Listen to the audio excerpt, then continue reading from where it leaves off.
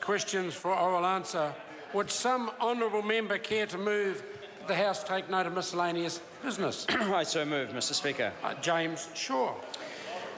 Mr. Speaker, right now, on a distant continent, something of enormous import is happening that is going to affect the lives of us all in this generation and for future generations.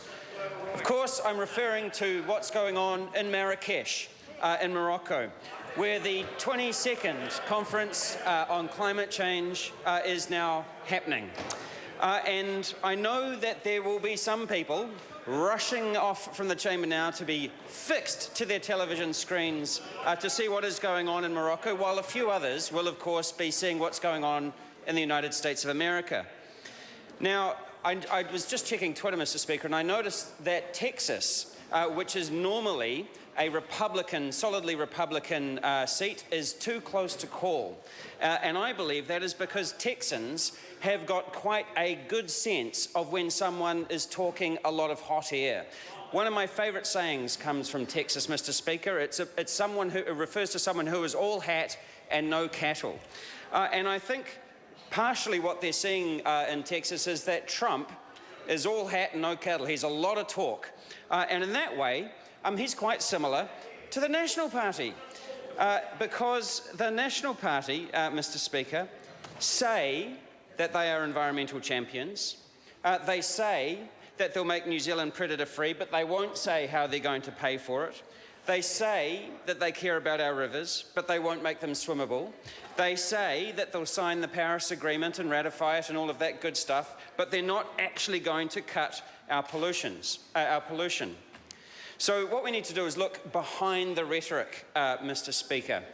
And I think that what's going on today is a good illustration of the way that people are grappling with this current era of post-truth politics. The national government has been in power for 8 years. And in 8 years, our greenhouse gas emissions have risen 19%. And this is despite announcement after announcement after announcement from the government about how great their record is and how deep their commitment is to cutting our climate pollution. They say on the one hand that they're committed to doing something about climate change, but on the other hand, everything that they do actually increases our emissions. More roads and motorways, less investment in public transport, more drilling for oil off our coasts, more intensive dairying. After 8 years, our emissions are up.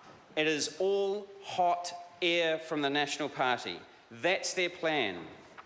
Mr. Speaker, what is going on in Marrakesh? What is New Zealand's commitment to these climate change talks? As far as I can tell, Mr. Speaker, we're interested in forestry rules that allow New Zealand to write off an entire year's worth of emissions, to just rub the slate clean.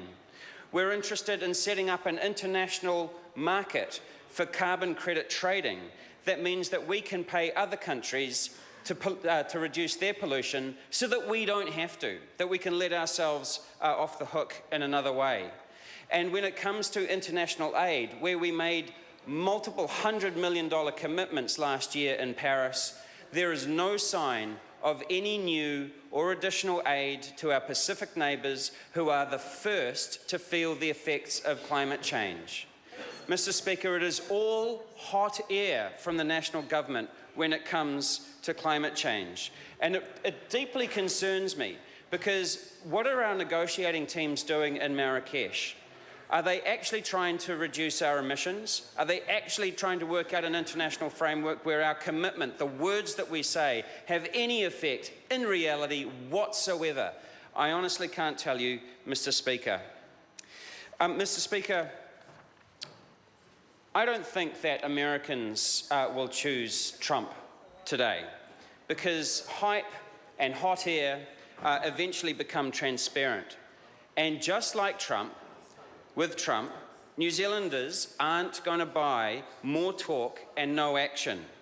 They want real action on climate change. Eventually, it's got to give. After 8 years with no action on climate change, it is time to change the government. And change is coming, Mr. Speaker.